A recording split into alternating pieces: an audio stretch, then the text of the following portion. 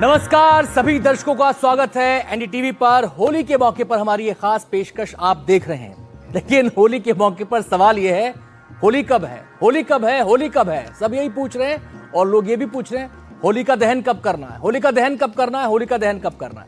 अब आप कहेंगे कि भाई ये सवाल क्यों उठ रहा है, तो इस सवाल की दो वजह हैं। जहां तक बात है होली का दहन की, तो वो वजह है भद्राकाल। अब भद्राकाल एक ऐसा मुद्दा है जिसको लेकर अलग अलग मत सामने आ रहे हैं। लोग कह रहे हैं कि 2 तारीख को भद्रा लग रही है तो 2 तारीख को होली दहन करना है, नहीं करना है। शास्त्र सम्मत क्या स्थिति है, शास्त्र क्या कहते हैं, ज्योतिष क्या कहता है, ये तमाम पहलू इसके अंदर हैं। कोई कह रहा है कि 2 तारीख को ही कर लीजिए, कोई कह रहा है कि नहीं, उसमें बहुत सारे इफ एंड बट हैं, किंतु परंतु हैं। इसके अलावा जो मसला है वो ये है कि 3 तारीख को चंद्र ग्रहण लग रहा है। लोगों के दिमाग में ये भी है कि भाई कैलेंडर के हिसाब से देखें तो 3 तारीख की होली है, यानी कि रंगों वाली होली, खेलने वाली होली। लेकिन अगर बात करें चंद्र ग्रहण की, जब कपाट ही मंदिरों के बंद हो जाएंगे सूतक काल में, तो फिर भाई ना तो प्रभु को रंग लग पाएगा, ना कान्हा को रंग लगेगा, ना शंकर को रंग लगेगा, ना ही आपके राधे को रंग लगेगा। जब रंग ही नहीं लग सकता तो होली की शुरुआत कैसे होगी। तो बड़ा कंफ्यूजन है और हमारी कोशिश ये है कि इस कंफ्यूजन को दूर किया जाए ताकि आप जान सकें कि होली का दहन कब करना है, शास्त्रों के अनुसार क्या बातें कही गई हैं, क्या भद्राकाल को प्रमुखता देनी है, भद्राकाल कब से कब तक है, किस प्रहर में हम होली का दहन कर सकते हैं, इसके अलावा होली कब खेलनी है, ये तमाम सवाल हैं। और साथ ही साथ क्योंकि चंद्र ग्रहण लग रहा है और त्योहार का मौका है, तो लोग ये भी जानना चाहते हैं कि त्योहार उनके जीवन में क्या खुशियां लेकर आएगा, कैसा उनका ग्रह नक्षत्र की चाल रहेगी। तो इस पर भी हम बात करेंगे, राशियों पर भी बात करेंगे चंद्र ग्रहण को लेकर। तो 4 खास मेहमान तमाम पहलुओं पर बातचीत करने के लिए इस समय हमारे साथ मौजूद हैं। सबसे पहले अपने मेहमानों का परिचय मैं आपसे करा दूं। मेरे बाएं तरफ आचार्य राज मिश्रा जी बैठे हैं, बहुत बहुत स्वागत है आचार्य जी आपका। और मेरी बाएं तरफ ही आचार्य सेवी सिंह बैठी हैं, आचार्य जी आपका भी बहुत बहुत स्वागत है। और मेरे दाईं तरफ पंडित नितिन त्रिवेदी बैठे हैं, तमाम विचार अपने रखेंगे। और मेरे दाईं तरफ ही बैठी हैं डॉक्टर नितिशा मल्होत्रा। तो इन तमाम खास मेहमानों से हम चर्चा की शुरुआत करेंगे और सभी का बहुत बहुत स्वागत है। और उम्मीद करते हैं कि इस चर्चा को देखने के बाद आपके जहन में अगर थोड़ा सा भी किंतु परंतु कोई सवाल है, बट परंतु लेकिन किंतु जैसा, तो वो सवाल पूरी तरह खत्म हो जाएगा, उसका उत्तर आज आपको मिलेगा। और शास्त्र सम्मत बात यहां पर की जाएगी कि शास्त्रों में क्या लिखा है, पंचांग क्या कह रहा है। लोकाचार भी एक मसला होता है, जब बात ज्योतिष की आती है तो लोकाचार क्या कह रहा है, लोकाचार क्या है। क्या एक आम आदमी को पूरा शास्त्रों के एल्गोरिदम के हिसाब से, उसकी एबीसी के हिसाब से आगे बढ़ना है, या फिर गृहस्थ के नियम अलग हो सकते हैं। तमाम पहलुओं पर बातचीत होगी। और इस चर्चा की शुरुआत में राज मिश्रा जी से करना चाहता हूं। तो सबसे पहले आचार्य जी आपका मत। और मेरा पहला सवाल, क्योंकि रंगों वाली होली से पहले आती है दहन वाली होली, तो होली का दहन को लेकर क्या मत है, क्योंकि ये भद्रा की बात काफी लोगों के दिमाग में कंफ्यूजन क्रिएट कर रही है। देखिए, मैं 2 चीज बड़ा स्पष्ट कहना चाहूंगा। मुझे लगता है कि कभी भी मत किसी ज्योतिषी का, किसी व्यक्ति का नहीं होना चाहिए। मत सिर्फ और सिर्फ शास्त्र का होना चाहिए, और जो शास्त्र सम्मत चर्चा है, शास्त्र सम्मत बात है, उसी को किया जाना चाहिए। शास्त्र के अंतर्गत बड़ा क्लियर आया कि होली दहन कब करना चाहिए। होलिका दहन नियम है कि पूर्णमासी तिथि निश्चित होनी चाहिए और पूर्णमासी भी प्रदोष काल के अंतर्गत व्याप्त होनी चाहिए, तब होलिका दहन किया जाना चाहिए। अब ये क्वेश्चन आया कि भाई अगर पूर्णमासी 2 दिन है तो फिर कब किया जाए, तो बोले अगर दोनों दिन प्रदोष काल में है तो पहले दिन छोड़ करके नेक्स्ट डे करना चाहिए। लेकिन इस बार ऐसा नहीं है। 3 तारीख को पूर्णमासी प्रदोष काल के अंतर्गत नहीं है, इसलिए वो 2 तारीख को ही प्रदोष काल के अंतर्गत प्राप्त हो रही, क्योंकि शाम को 5:56 पर प्रारंभ होगी और अगले दिन 5:08 पर वो खत्म हो जाएगी। अब हुआ कि ठीक है जी, प्रदोष काल में पूर्णिमा मिल गई, सब कुछ हो गया, लेकिन भद्रा नहीं होना चाहिए। भद्रायाम न कर्तव्यम श्रावणी फाल्गुनी, तथा भद्रा के अंतर्गत रक्षाबंधन और होली नहीं जलाना चाहिए। लेकिन फिर हुआ कि तो भद्रा पहले दिन है लेकिन अंतिम दिन न पूर्णिमा है न प्रदोष काल है, तो फिर क्या करेंगे, तो बोले भद्रा में कर सकते हैं। अच्छा, भद्रा में कब किया जाए, बोले मुख काल को छोड़कर पुंछ काल में किया जा सकता है। अब पुंछ काल रात्रि को, क्योंकि 3 पहर जो भद्रा का होता है, 5:56 पर भद्रा भी साथ में प्रारंभ हो रही है। और भद्रा क्योंकि 11 घंटे कुछ मिनट रहने वाली है, उसका जो 3 चरण होता है वो मुख काल कहा जाता है, जो चौथा चरण होता है पुंछ काल कहा जाता है, जो करीब 12-1 बजे के बाद हो रहा है। अब उन्होंने कहा कि भाई साहब, लेकिन होलिका दहन के लिए यह निर्णय सिंधु, धर्म सिंधु बड़ा स्पष्ट कहता है कि आपके लिए प्रदोष काल इंपॉर्टेंट है। जी प्रदोष जरूर होना चाहिए। अब प्रदोष कब है? प्रदोष का प्रारंभ हो रहा है 6:22 से लेकर के और 8:53 के अंतर्गत प्रदोष का प्रारंभ हो रहा है। यानी अगर भद्रा का पुंछ नहीं मिल रहा है तो भद्रा के मुख काल के अंतर्गत ही होलिका दहन किया जा सकता है, लेकिन प्रदोष काल में क्या है? अब ये कहेंगे कि जी राज मिश्रा बोल रहे हैं तो राज मिश्रा की क्यों सुना जाए? भाई बहुत सारे लोग अलग अलग मत रख रहे होंगे, तो इसलिए आपको क्लियर कर रहा हूं, ये राज मिश्रा का अकेले का मत नहीं है। मेरे पास एक पंचांग है जिसके द्वारा हम लोग वर्षों से, आज सोशल मीडिया आ गया, ये आ गया, व्हाट्सएप एंड इन सब से हम डिसीजन लेते हैं, लेकिन सबसे पहले हम किसी भी पंडित जी के पास जाकर के पंचांग दिखवाया करते थे। पंचांग में आप क्लियरली जब पढ़ेंगे तो ये देखिए, मैं पढ़ करके चाहेंगे सुना दूं। फाल्गुन पूर्णिमा केवल 2 मार्च 2026 को ही प्रदोष व्यापनी है। तारीख 3 मार्च को तो आप प्रदोष व्यापनी बिल्कुल भी स्पर्श भी नहीं कर रही है प्रदोष को। 2 मार्च 2026 को, जो कि लगभग शाम को 6:22 से लेकर के 8:53 तक रहेगा, भद्रा व्याप्त है। भद्रा निशीत अर्धरात्रि के कहीं आगे जाकर के अगले दिन समाप्त रहेगा, लेकिन फिर भी इसी दिन भद्रा में ही, ये बिल्कुल अंदर नीचे कंक्लूजन दिया है कि भद्रा में ही दहन करना चाहिए। एक बात और, जैसा अभी प्रश्न आ रहा था कि अंतिम जो है वहां पर उन्होंने ये लिखा है कि बाद में कर सकते हैं, लेकिन यहां पर भी अगर आप देखेंगे तो इन्होंने बाकायदा मेंशन किया, अतवे शास्त्र अनुसार भद्रा में ही प्रदोष व्यापनी पूर्णिमा में होलिका दहन किया जाना चाहिए। यानी प्रदोष सबसे इंपॉर्टेंट है होलिका दहन के लिए, और प्रदोष 6:22 से लेकर के 8:53 तक है। मेरे अनुसार, शास्त्र अनुसार नहीं, मैं अपने अनुसार नहीं कह रहा हूं, शास्त्र अनुसार होलिका दहन सिर्फ 2 तारीख को किया जा सकता है, 3 को इसलिए नहीं किया जा सकता। अगर आप चाहें तो मैं उसको कंक्लूड करूंगा। नहीं, आता हूं मैं, आपके सबका एक ओपनिंग कमेंट हो जाए, उसके बाद विस्तार से चर्चा भी करेंगे। आपने जो भद्रा की लेकर बातें कही हैं उसमें टाइमिंग का भी कुछ एक इशू आएगा, तो उस पर भी हम बातचीत करेंगे। मैं आचार्य सेवी जी का यहाँ पर रुक करना चाहूंगा। आचार्य राज जी को आपने सुना और उन्होंने पूरा शास्त्र संबंध जो बात है पंचांग में जो लिखा है सारा का सारा उन्होंने बताया, लेकिन मेरा सवाल ये है कि क्योंकि लोग टाइमिंग को लेकर भी थोड़ा सा वो है, वो कह रहे हैं कि भद्रा कब से कब तक है, पूर्णिमा कब से कब तक है, प्रदोष काल कब से कब तक होगा। इसमें उदया तिथि की भी बात आती है कि उदया तिथि में भी करना चाहिए जो त्योहार करना चाहिए, तो इन 3 बिंदुओं पर अपनी बात आप रखेंगे। बिल्कुल, देखिए सबसे पहले सभी दर्शकों को एनडीटीवी की हार्दिक शुभकामनाएं है इस होली के पर्व की। होली एक मात्र ऐसा पर्व है जो आपके जीवन में खुशियां, रंग, उल्लास जो है वो लेकर आता है, और जब रंगों के त्योहार के आसपास कंफ्यूजन आ जाए मन में, क्योंकि देखिए होली का दहन है, चंद्र ग्रहण है, भद्रा लग रही है, नेगेटिविटी आसपास ढूंढने के हजारों कारण है, लेकिन खुशियां ढूंढने का अगर एक भी कारण आपको आपके जीवन में मिल जाए तो उसे किसी भी आपको कंफ्यूजन में नहीं बिताना है, उसे बहुत ही ज़्यादा अच्छे से अपने सावधानी के साथ अपने दोस्तों, फैमिली के साथ आपको ये जो पर्व है उसे मनाना चाहिए। सबसे पहले आनंद जी, जब आपने प्रोग्राम की शुरुआत की थी, आपने एक बहुत अच्छा पॉइंट आपने कहा था कि कैलेंडर में लिखा है कि 3 तारीख को होली का पर्व जो है वो मनाना है। अब यहीं पर शास्त्र जो है वो इंपॉर्टेंट हो जाता है समझना।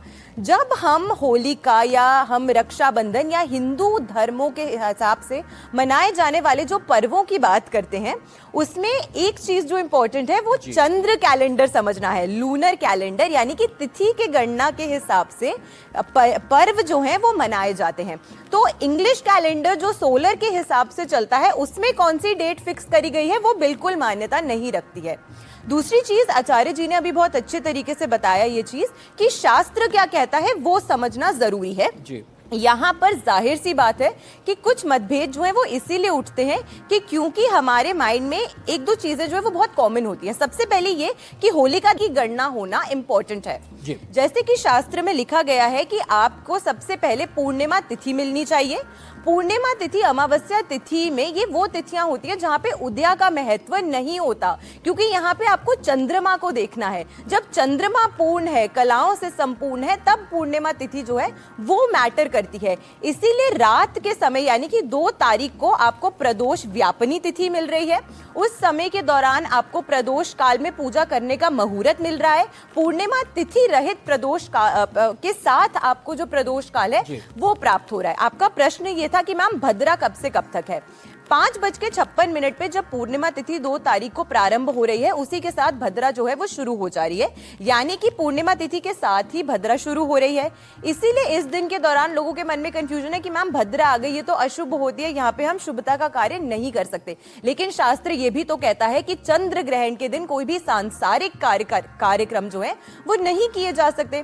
तो चंद्र ग्रहण का जहां सूतक काल अगर 9 घंटे पहले मान्य हो जाता है, 6:20 से ही 3 तारीख को मंदिर के कपाट बंद कर दिए जाएंगे, तो आप ही की एग्जैक्ट चीज कि आप अपने आराध्य के साथ होली कब खेलेंगे। और शुभ रंग अगर आप लगाना चाहते हैं, पर्व मनाना चाहते हैं, तो 2 तारीख को ही आपको होली का दहन जो है वो करना है। मुहूर्त की अगर हम बात करते हैं तो देखिए यहाँ पे 2 चीजें, जैसे आचार्य जी ने अभी बोला और आगे भी मेरे पैनलिस्ट आपको बताएंगे कि भद्रा का जो समय है, पुच्छ काल का जो समय है, वो लगभग ऑलमोस्ट मध्य रात्रि 1 बजे के आसपास 2:56 से शुरू होगा और मध्य रात्रि तक रहने वाला है, 2:30-3 बजे तक। क्या आपके लिए फिजिकली ये पॉसिबल है उस टाइम पर करना होली का दहन? अगर है तो कर लीजिए, नहीं पॉसिबल है तो आपके एरिया में जिस समय 2 तारीख को होली का दहन हो रहा है, तो आप उसी समय होली का दहन लोकाचार पे जाइए, प्रदोष काल के समय फिर आप लोकाचार पे बिल्कुल जाइए। बिल्कुल। यहाँ पर लोकाचार मैम ने कहा कि थोड़ा सा इंपॉर्टेंट हो जाएगा और उसके हिसाब से आप चल सकते हैं। मैं डॉक्टर नितिशिका यहाँ पर रुक करना चाहूँगा।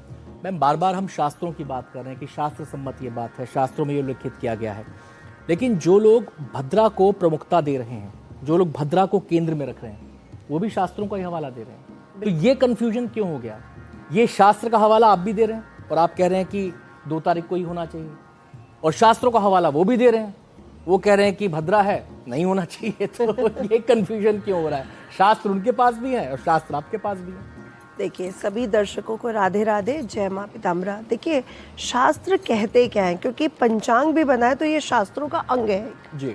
अब ये अंग क्या कह रहा है कि जब भी पूर्णिमा तिथि को देखा जाता है तो प्रदोष व्यापनी देखनी पड़ती है, और भद्रा होली और राखी पर दिक्कत करती है। कभी राखी पर ऐसा आ जाता है कि कुछ ना कुछ दिक्कत हो जाती है, कभी होली पर। लेकिन हमारा शास्त्र कहता है कि भद्रा के मुख्य में कोई भी अगर आप त्योहार मनाते हो, क्योंकि भद्रा सूर्य देव की पुत्री है, शनि महाराज की बहन है, अब उनको शुभ नहीं माना जाता शुभ कार्यों के लिए। तो जब भद्रा का मुख पड़ रहा है तो उस समय कोई भी शुभ कार्य नहीं करना चाहिए, ये शास्त्र कहता है। अब शास्त्र क्या कहता है कि अब अगर भद्रा का मुख अगर हम लोग देख रहे हैं तो भद्रा की पुच्छ भी देखो, उस समय शुभ कार्यों को किया जा सकता है। अब हमारा शास्त्र कह रहा है यदि प्रदोष काल, जो भद्रा का हवाला दे रहे हैं जी, वो लोग निराधार बात कर रहे हैं, आप ये कह रही हैं?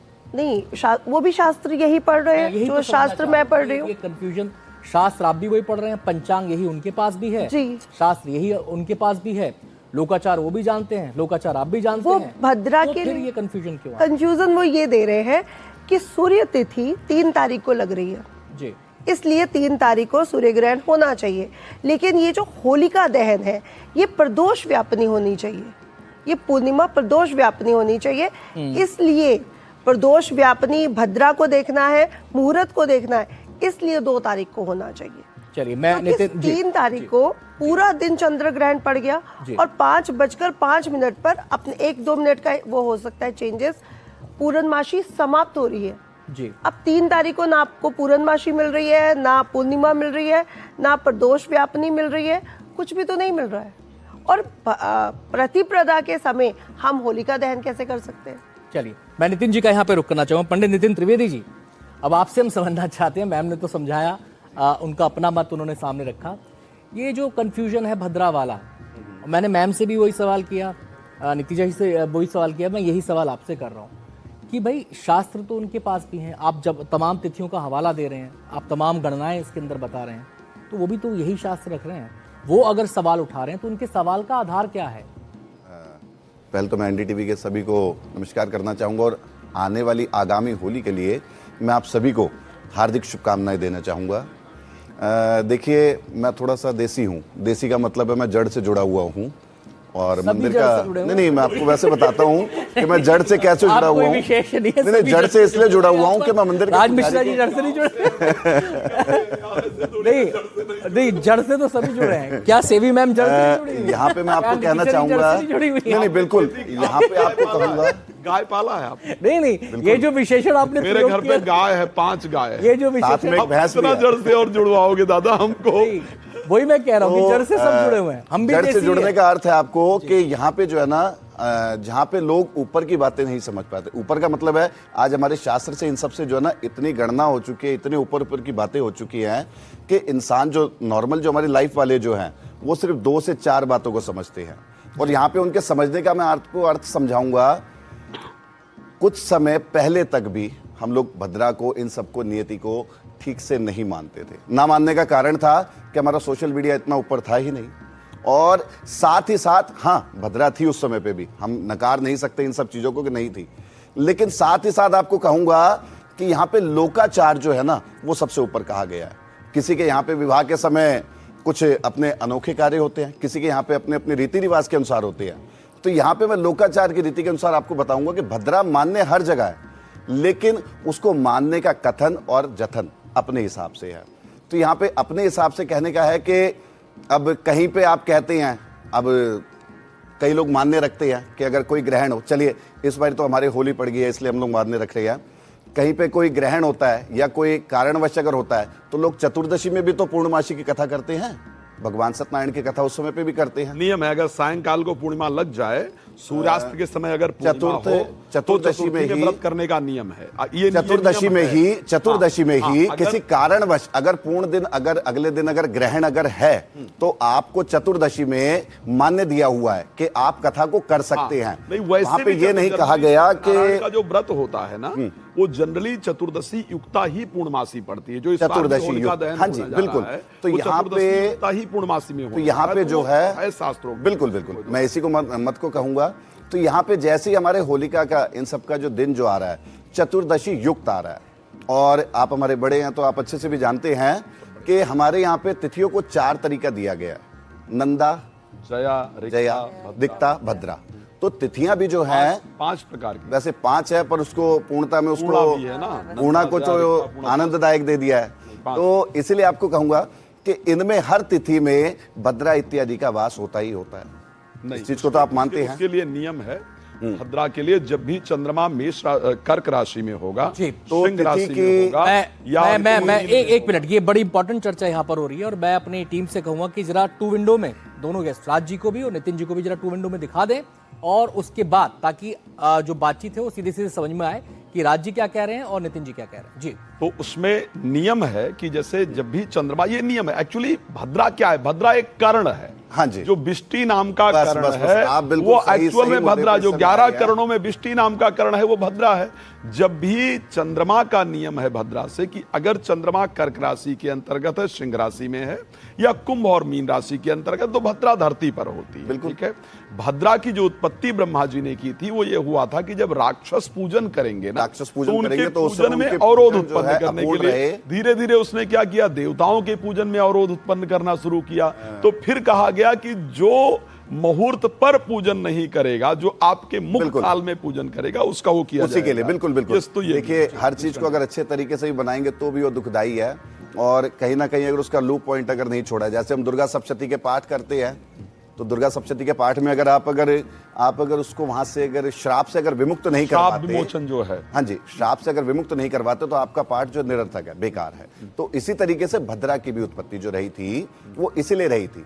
तो यहाँ पे हम लोग क्या कर रहे हैं, कंफ्यूजन उसमें इतनी उत्पन्न कर देते हैं कि सामने वाले जो है, हम लोग तो समझते हैं, हम शास्त्र डेली के डेली हम पंचांग पढ़ रहे हैं, पर हमारे अलावा बाकी जितने भी ग्रस्त लोग हैं वो इसके कंफ्यूजन में इतने घूमे रहते हैं कि उन्हें कहीं से कुछ ना कुछ समझ नहीं आता, और उसके कारणवश वो हमेशा अब धीरे धीरे कहीं ना कहीं नहीं भाई ऐसे करे या ऐसे करे, वो दोनों दिनों में जो है उनकी स्थिति खराब होती है। राइट। और वो 2 दिन त्योहार मना करके यहाँ पे मैं आपको एक छोटा सा और आपसे कहूंगा, तो भद्रा के समय की जो तिथि जो है, अब चतुर्दशी में भी अगर पूर्णमासी अगर लगी हुई है तो मैं यहाँ पे कहूंगा कि उसको मान्य दिया जाता है। पूर्णमासी आपकी आ गई है, जैसा हमारे बड़ों ने बताया कि पूर्णमासी जो है 5:56 पे आ गई है, साथ में भद्रा भी आ गई है। तो मैं आपको यहाँ पे कहूंगा कि 6:18 से या 22 मिनट से, जैसे स्टेट के अनुसार समय ऊपर नीचे होता है, 2 काल 6:18 में शुरू हो रखा है, तो स्टेट के अनुसार 1-1, 2-2 मिनट का फर्क आता है सभी में। correct। तो यहाँ पे आप उस समय से लेकर के और 8:53 तक आप होलिका दहन कर सकते हैं। शास्त्र की बारीकियां आपको दर्शक देख रहे होंगे हमारे, वो जो इस संवाद से निकल कर आ रही है बहुत इंटरेस्टिंग है। एक बड़े अच्छे उसमें कहते ज्ञानी से ज्ञानी बढ़े करे ज्ञान की बात, और पागल से पागल बढ़े का घूसा कहला। जब ज्ञानी मिलता है तो चलिए ऐसी स्थिति अब क्योंकि समय की बात निकली है, मैं नीतिशा जी का यहाँ पर रुक करना चाहूंगा। नीतिशा जी, अब आ जाते हैं समय पर। ये तो बात आप सभी लोग कह रहे हैं कि इसमें भद्रा काल में ये जो है नहीं होगा और 2 तारीख को ही इसको करना है, उसके आपने तमाम तर्क इसमें दिए। अब आ जाती है टाइम की बात। मैं स्पेसिफिकली जानना चाहूँगा, आपके शास्त्र जो आपके पास हैं, पंचांग है, वो क्या समय बता रहे हैं? देखिए, सबसे पहले तो मैं प्रदोष को लूंगी, जो प्रदोष व्यापिनी पूर्णिमा है, जो 6:18 से शुरू हो रही है और 8 बजे तक रहने वाली है। पहला एक मुहूर्त होलिका दहन करने का शुभ मुहूर्त ये रहेगा। लेकिन एक मैं दूसरा मुहूर्त भी लूंगी जिस समय भद्रा पुच्छ में है, वो भी मुहूर्त को काउंट किया जाएगा, उसके साथ निश्चित काल भी जुड़ेगा। इसलिए 12:55 पर मध्य रात्रि, हाँ मैं कह रही रात वाला मध्य रात्रि, हाँ 12 AM हो जाएगा, जिसमें हमें 3 तारीख भी मिल जाएगी। तो पूर्णमासी भी मिल रही है, 3 तारीख भी मिल रही है, और मध्य रात्रि का समय रहेगा 12:56 से शुरू होकर 2:02 तक रहने वाला है। तो हमें यहाँ पे 2 मुहूर्त मिल रहे हैं, और लोकाचार के हिसाब से जहाँ पर जैसा होलिका दहन हो रहा हो आप वैसा कर सकते हैं जी। लेकिन इसमें तो जो आप टाइमिंग बता रहे हैं, हमारे यहाँ एक ब्रह्म मुहूर्त की बात भी की जाती है, लेकिन इस टाइमिंग में तो ब्रह्म मुहूर्त है नहीं। देखिए, बट होलिका में ब्रह्म मुहूर्त का नियम नहीं है। ब्रह्म अच्छा, मुहूर्त का ये नियम अच्छी बात ब्रह्म जी। मुहूर्त का नियम नहीं है। चलिए, हाँ नहीं है, बिल्कुल।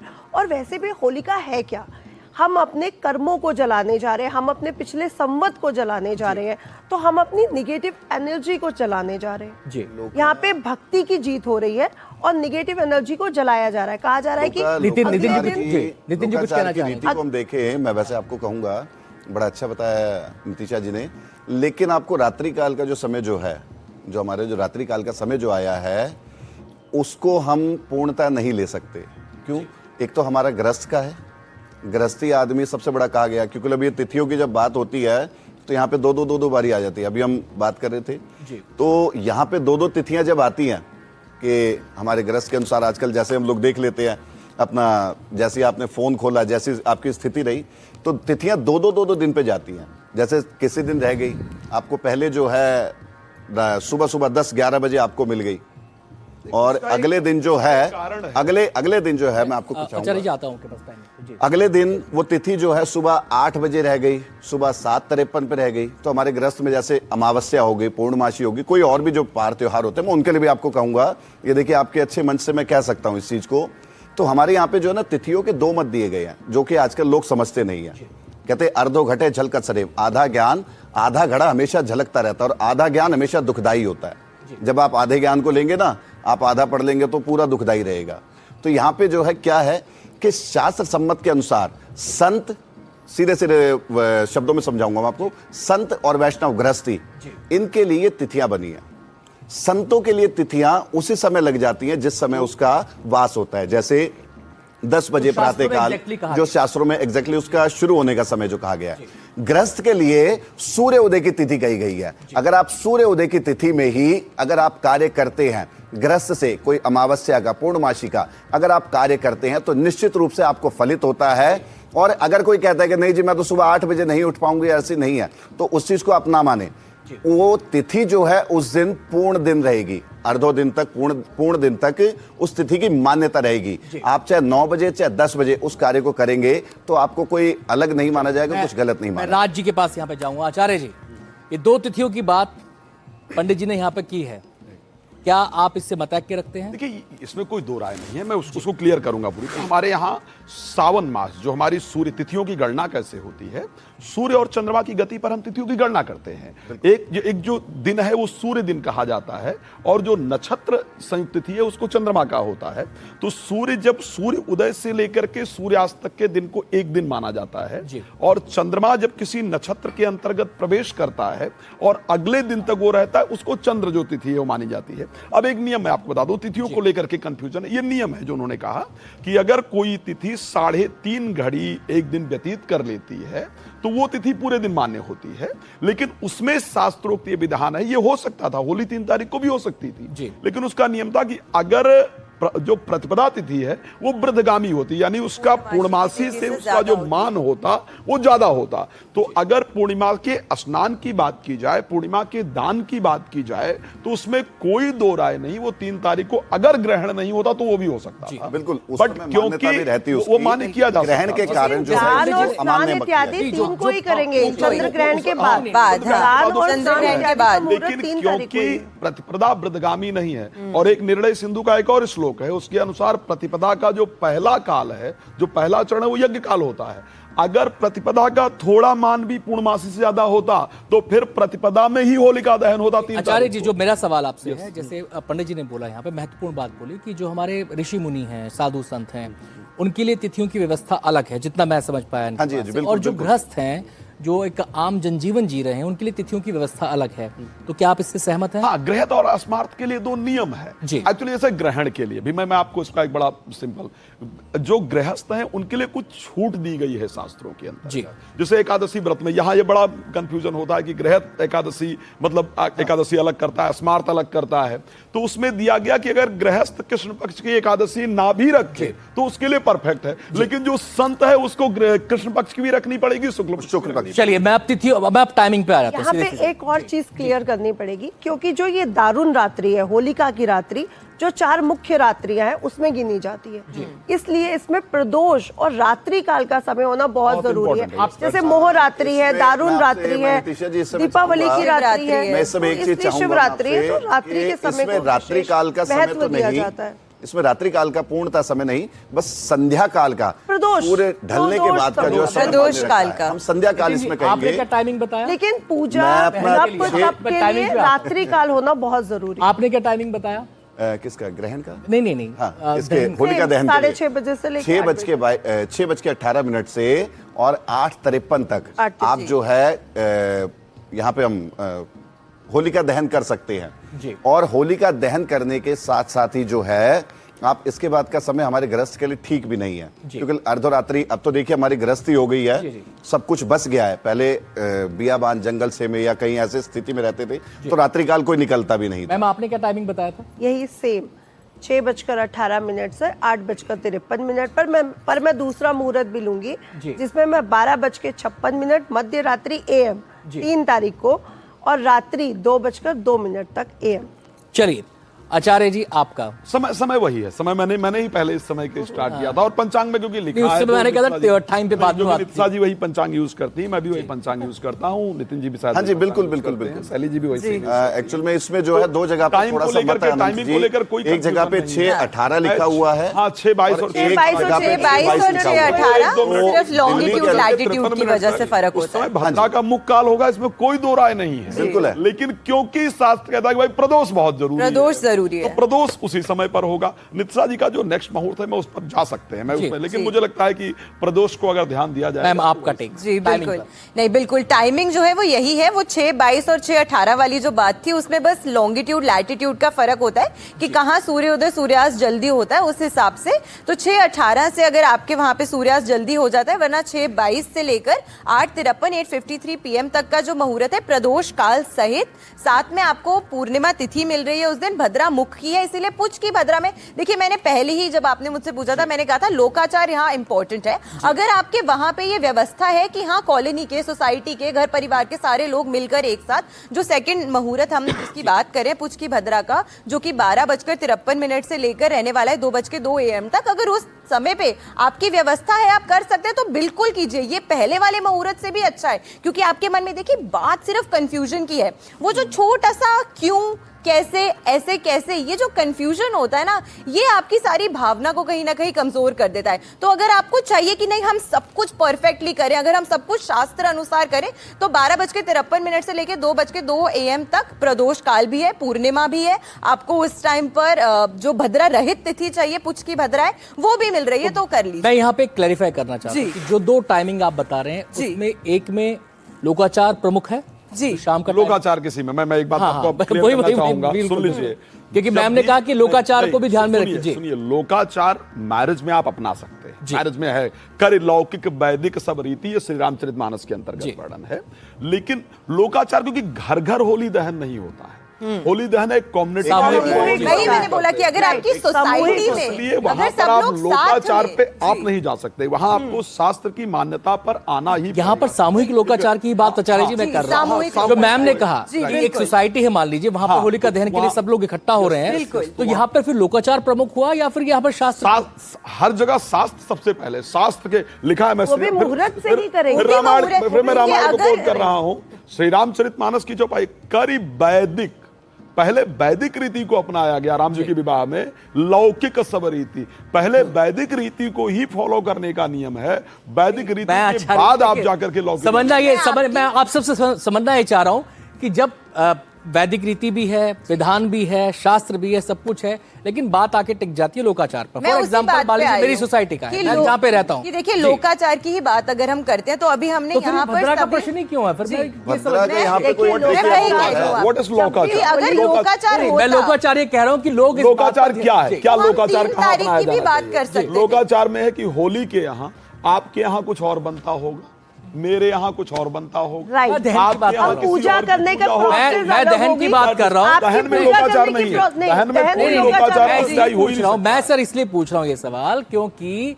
हमने देखा है लोग अब अक्सर शाम 6:30-7 बजे के बाद 8 बजे तक इसको दहन को कर देते हैं। अब भद्रा की बात आ रही है, रात को 12 बजे मुहूर्त था। अभी भद्रा की बात आ रही सर है। रात को 12 बजे नहीं। मुहूर्त था, एक तो बार- हमने 12 बजे होलिका ये दहन करी किया है। था। लोगों ने 8 बजे भी किया मैम। हाँ जी, लेकिन नहीं, बिल्कुल, पिछले साल बिल्कुल, जैसे आपका मुहूर्त कहना था, 12 बजे जाके आया हूँ, 8 बजे जाके। बिल्कुल आप सही कह रहे हैं आनंद जी। जैसे मुहूर्त। यहाँ पे आपको एक चीज कहूंगा, नहीं, मैं ये कह रहा हूँ कि जब लोग ये डिसाइड कर लें कि भाई हमें तो करना है, हम 8 बजे ही कर लेंगे, आप कह रहे हैं शास्त्र सम्मत भी है, ये लोकाचार भी है, तो फिर ये भद्रा की बात ही क्यों है? देखिए मैं इसमें आपको एक बात बताती हूँ, लोग अगर चाहते हैं तो वो होली, अगर कोई ये कह दे कि मैम हमारी तो ऑफिस में छुट्टी ही 3 तारीख को है होली खेलने की, तो हम तो होली खेल ही सिर्फ 3 तारीख को सकते हैं, लोकाचार तो ये भी है। पर शास्त्र कहता है कि सांसारिक कार्य चंद्र ग्रहण के दिन नहीं किए जा सकते। अब उसको आप बिल्कुल, किसी सत्य कह चीज रहे हैं को आप। ना देखिए, मानिए और आप ग्रहण की बात है, अगर ग्रहण की बात है एक तो और। ग्रहण में भी कुछ रिजर्वेशंस हैं। जी। बुजुर्गों के लिए रिजर्वेशन है, हाँ। बीमारों के लिए रिजर्वेशन That's है, correct. बच्चों के लिए रिजर्वेशन है, That's correct. गर्भवती महिलाओं के लिए डाल रिजर्वेशन है। लेडी के लिए भी जो है लेकिन इसमें उसका एक रिजर्वेशन रीजन दिया गया। है। तुलसी दल डालकर,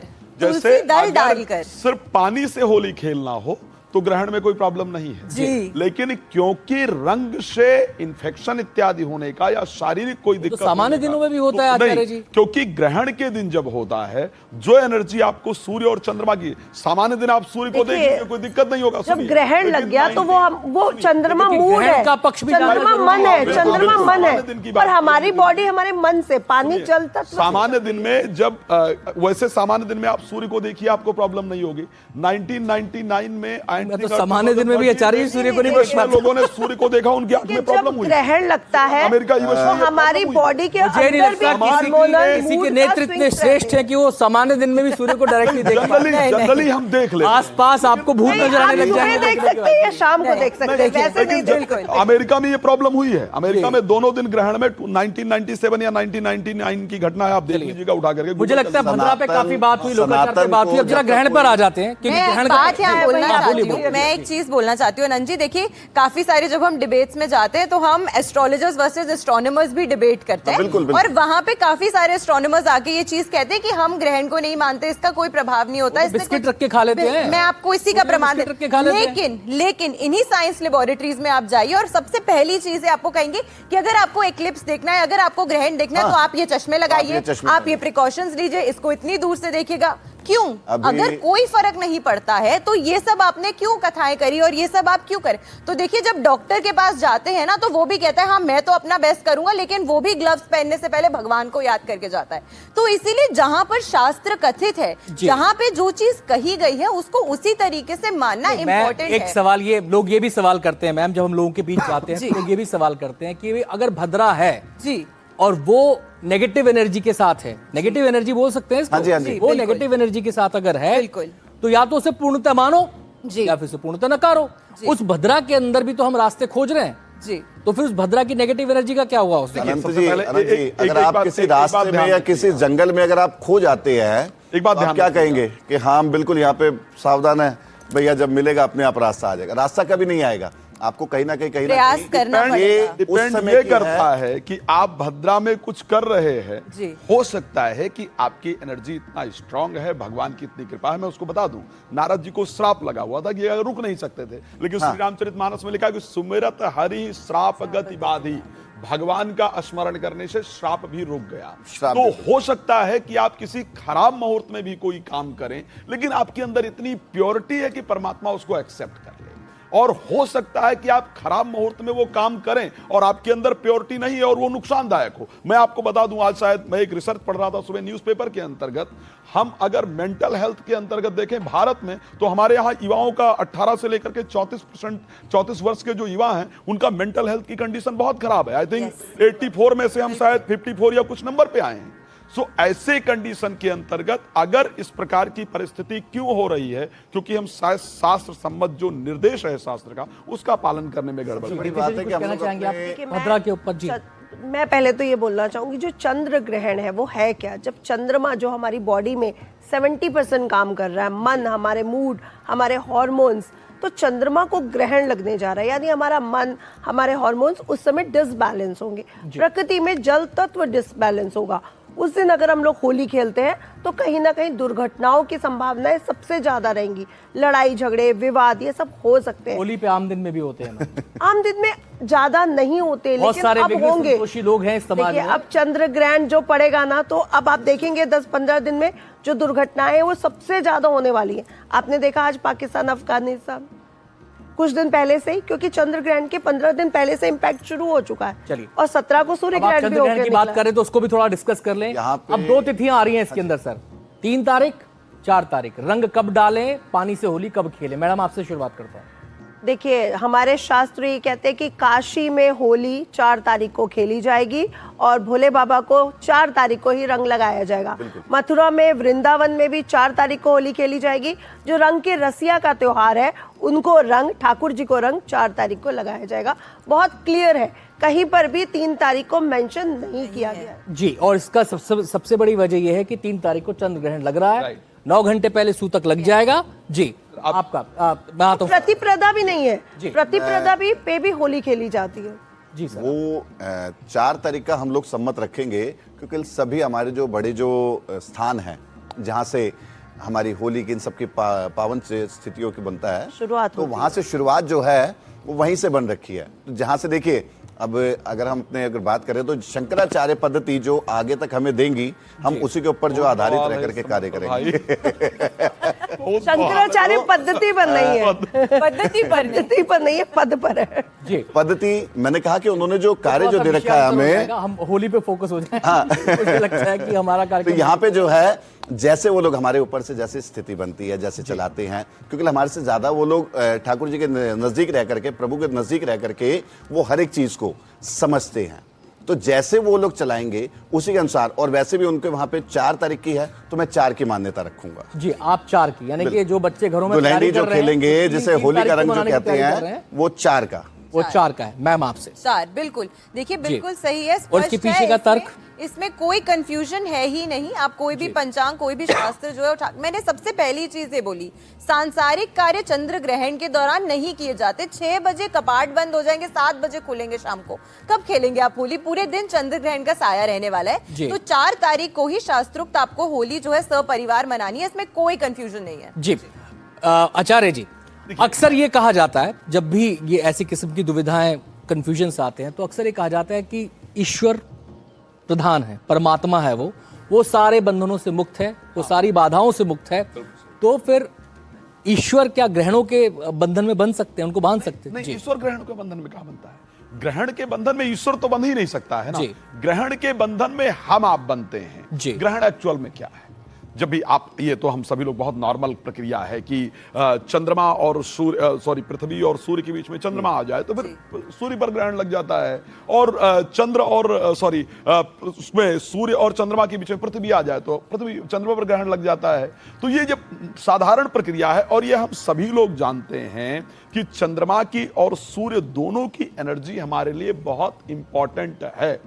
एस्ट्रोलॉजिकली देखा जाए तो चंद्रमा हमारे मन का स्वामी है और सूर्य हमारी आत्मा का स्वामी है, और ये हम सब लोग जानते हैं कि हमारी पूरी बॉडी में 70% वाटर है, ब्रेन में हमारे 75 to 80% वाटर है। जो चंद्रमा पूर्णमासी पर समुद्र को प्रभावित कर सकता है, क्योंकि समुद्र में पानी सबसे ज्यादा है नहीं, और क्या वो चंद्रमा हमारे ब्रेन में सबसे अधिक पानी है तो उसको प्रभावित नहीं करेगा। तो अगर उस चंद्रमा की जो एनर्जी मुझे चाहिए, अगर उतनी एनर्जी मुझे नहीं मिल पा रही है, तो ऐसे परिस्थिति में मेरे ब्रेन की जो कंडीशन है वो डिफरेंट होगी। चाहे मैं पूजा कर रहा हूं, चाहे मैं ध्यान कर रहा हूं, चाहे मैं मेडिटेशन कर रहा हूं, और चाहे मैं डिस्कशन कर रहा हूं। तो इट मींस कि इसीलिए कहा गया कि जो सांसारिक लोग हैं उस समय अधिक मेडिटेशन करें, अधिक ध्यान करें। आप खाएंगे तो आपके डाइजेशन सिस्टम वगैरह में प्रॉब्लम होगी, इस कारण से उसको लेकर के तो भगवान आप भी 4 पे ही फिक्स है। 4 बिल्कुल। मैं एक बात और कह दूं, न्यूक्लियर फैमिली की तरह हमारे फेस्टिवल भी न्यूक्लियर हो गए। आप सभी लोग जानते हैं, यहाँ सब लोग मतलब मिट्टी से और गांव से जुड़े हैं, हम तो जुड़े ही हैं स्पेशली। तो सुनिए, तो अब उस कंडीशन में पहले होली कब से शुरू होती थी? जो होली का छौंका बीच बीच में आप लगा रहे हैं, तो होलाष्टक प्रारंभ होता था, उसी दिन से रंग खेलना शुरू हो जाता था, नहीं हो जाता था।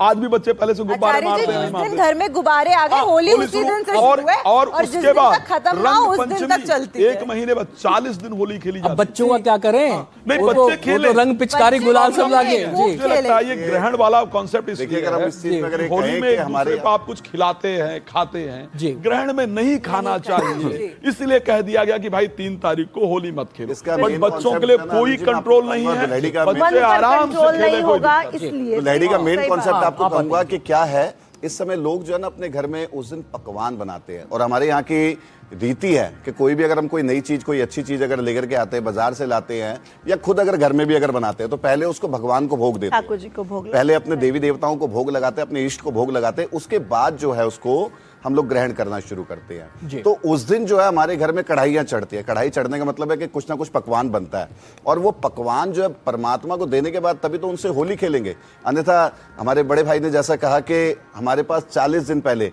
बसंत पंचमी से, जिस दिन सरस्वती पूजन होता है, उस दिन पहला रंग बिखरना शुरू हो जाता है। माँ सरस्वती का जिसमें हम स्थान देने को होते हैं, उनका पूजन इत्यादि करते हैं, जब उनका विसर्जन करने को होते हैं, तो उस समय जो है विसर्जन के समय रंग शुरू हो जाता है।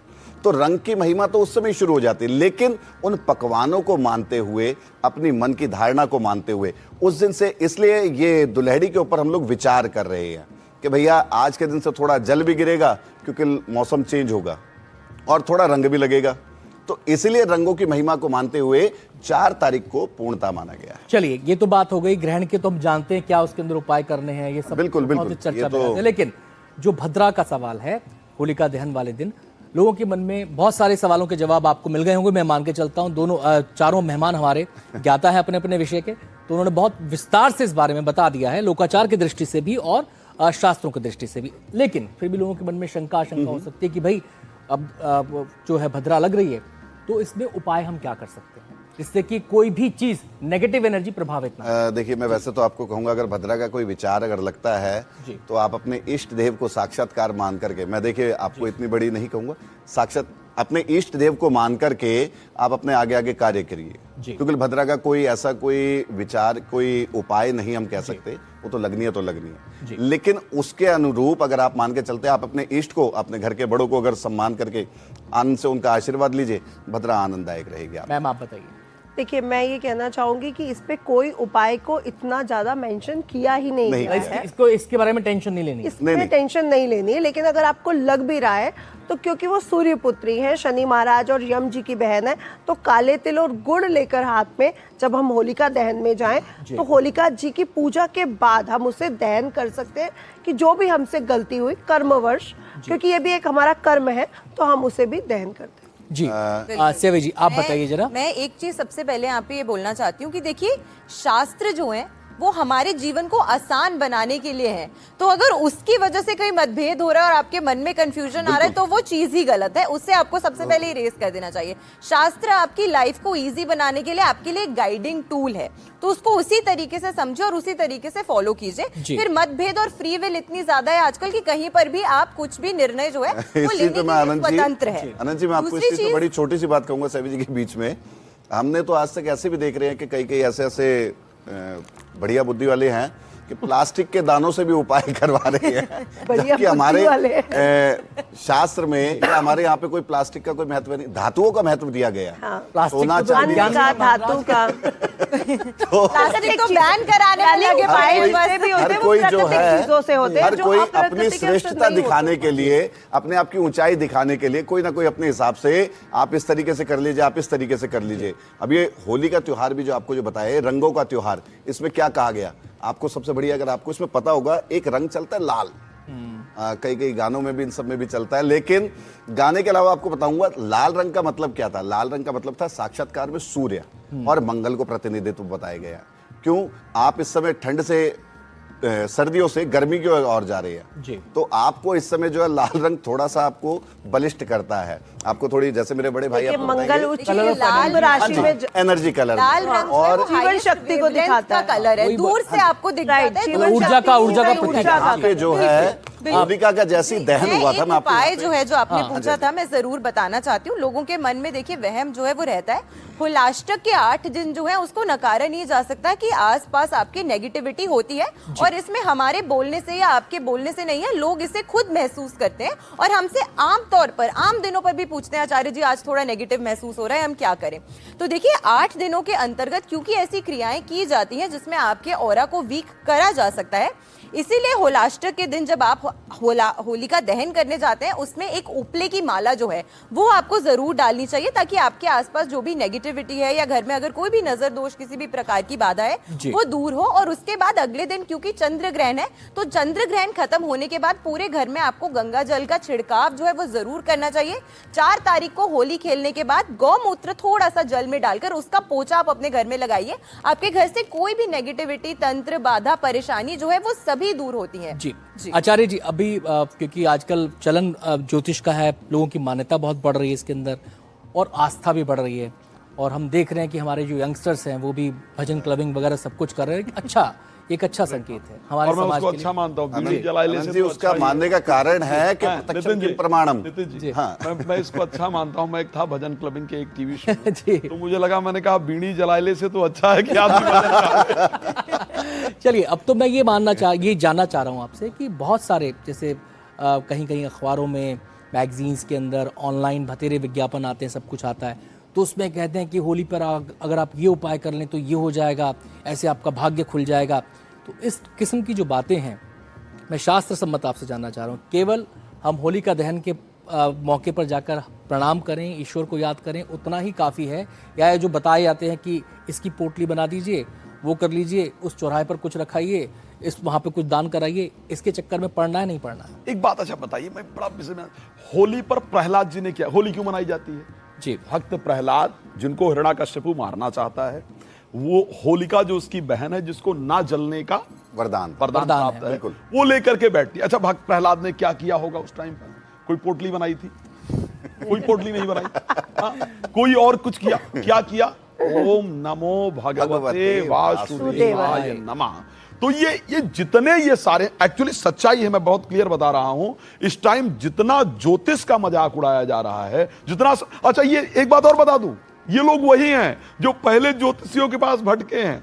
जो ये पोटली वाले मिलेंगे ना आपको, जनरली कुछ वाले, ये पहले ज्योतिषी नहीं थे शुरू से, इन्होंने ज्योतिष नहीं पढ़ा है, 30-35 साल ज्योतिषियों के पास भटके, इनका कुछ नहीं हो पाया, तो उतना तो ये सीख गए, फिर ये अपने आप को ज्योतिषी। अब क्योंकि स्टार्टिंग से कुछ आता नहीं है, स्टार्टिंग से आता नहीं है, तो फिर पोटली ही बनवाओगे। हाँ, इसीलिए मैं आपको कहना बेस नहीं चाहता हूं पता कि इन तो। सब चक्करों में बिल्कुल मत पड़िए। सिर्फ आपको क्या करने की आवश्यकता है, होली के पास जाइए, श्रद्धा से भगवान के नाम का स्मरण कीजिए, जो भी नाम आपको आता है। अभी एक प्रश्न आपने किया था कि क्या कुछ करना चाहिए, भद्रा है तो कोई उपाय करना चाहिए। आप सब लोग अपने घरों में पूजन कराते हैं, और पूजन करते वक्त पंडित जी जब जल का छींटा लगाते हैं तो एक मंत्र उच्चारण होता है, हम सभी लोग उच्चारण करते हैं, ओम अपवित्रः पवित्रो वा सर्वावस्थांगतो विवा यः स्मरेत पुंडरीकाक्षं शवाया भयंतरः शुचि। सिर्फ इस मंत्र का शब्दार्थ क्या है? अपवित्रः पवित्रो वा, अपवित्र से अपवित्र व्यक्ति पवित्र हो जाता है। यह स्मरेत पुंडरीकाक्षम, भगवान के स्मरण करने से, पुंडरीकाक्ष कहते हैं भगवान विष्णु को, सब आया भयंतरा शुचि। यदि वो नहाया है नहीं नहाया है तो अंदर और बाहर दोनों परिस्थिति में पवित्र हो जाता है। तो ये पोटली वोटली बनाने से भाई कुछ होगा नहीं, मैं साफ बता रहा हूं। उस समय पर बैठ करके भगवान के नाम का श्रद्धा से स्मरण करना आपके जीवन में, आपके विचारों में परिवर्तन लाएगा। क्योंकि भक्त प्रहलाद ने ये किया था तो भगवान ने उनकी रक्षा की थी, तो हम वही करें ना जो शुरू में किया गया हो। पोटली कहा किसने? अब होलिका दहन के मौके पर कुछ अर्पण की भी परंपरा है, लोग अलग अलग चीजें देते हैं, तो मैं उस अर्पण के बारे में आपसे जानना चाहता हूँ। नितिन जी, आप बता रहे हैं। मैं इससे मैं बताऊंगा आपको बड़ा अच्छा तरीके से कि यहाँ पे हमारे यहाँ पे लोकाचार, जैसे अभी बहुत बड़ी हमारा इस पे तर्क रहा, सभी का रहा कि लोकाचार के अनुसार आज जो उपाय करने की जो हमारी गतिविधि जो बनी है ना, उसका कारण एक है, हम लोग खुद को भूल चुके हैं और औरों को याद करे जा रहे हैं। मतलब कि अपने घर परिवार से, इन सब से, हमारे जो नवग्रह है ना, वो हमारे घर में ही बैठे हैं। हमारे बृहस्पति, हमारे सूर्य हमारे पिता है साक्षात्कार में, हमारी माता चंद्रमा का प्रतीक है, हमारा छोटे भाई बहन वो साक्षात्कार में मंगल हैं, बुआ बहन बेटियां बुध हैं, घर की अर्धांगिनी, आपकी जो अर्धांगिनी है वो आपके शुक्र का प्रतीक है, शनि राहु केतु आपके यहाँ पे आस पड़ोस में काम करने वाले सभी इन सब का प्रतीक देते हैं। अगर आप इन्हीं को तरीके से अगर आप खुश रखते हैं, इनको हम प्रणाम करने की, इनको नमन करने की हम सब चीजें भूल चुके हैं। और अगर आप इन्हीं को नमन करके रखते हैं, इन्हीं को अगर प्रणाम करके रखते हैं, तो निश्चित रूप से मानिए नव के नवग्रह आपके फेवर में रहेंगे। और होलिका दहन करने के बाद, आज मैं आपको बिल्कुल इसी चैनल के माध्यम से कहूंगा कि आप जैसे होलिका दहन करें, उस समय आपके आस पड़ोस में आपके जितने भी दहन करने के बाद आपके बड़े बुजुर्ग जितने भी हो, माता हो, बहनें हो, जो आपसे बड़े हो, उनका चरण स्पर्श जरूर करें। ये करते के साथ ही आपके भद्रा नियति, नवग्रह सभी आपको जो है आनंद आएगा। नितिशा जी, आप बताइए कि अर्पण करने के लिए कोई विशेष उपाय या फिर केवल सिंपल हम जाके प्रार्थना करें और जो हमारे मन में इच्छा है उसको समर्पित करें? देखिए, पहली बात तो मैं कहूंगी हिरण्यकश्यप क्या है? अहंकार है हमारा, और भक्त प्रहलाद हमारी भक्ति है, और जो होलिका है वो नकारात्मक शक्ति है। और एक तरह से जब भी हम कोई फेस्टिवल को सेलिब्रेट करते हैं तो हम ग्रैटिट्यूड भी देते हैं प्रकृति को। तो उस समय अनाज की बालियाँ, जैसे आप गेहूं की बालियाँ देखते हैं, गन्ना देखते हैं, कई लोग मूंगफली ले जाते हैं, कई लोग जौ ले जाते हैं, जो भी आपके लोकाचार में है वो ज़रूर लेकर के जाइए।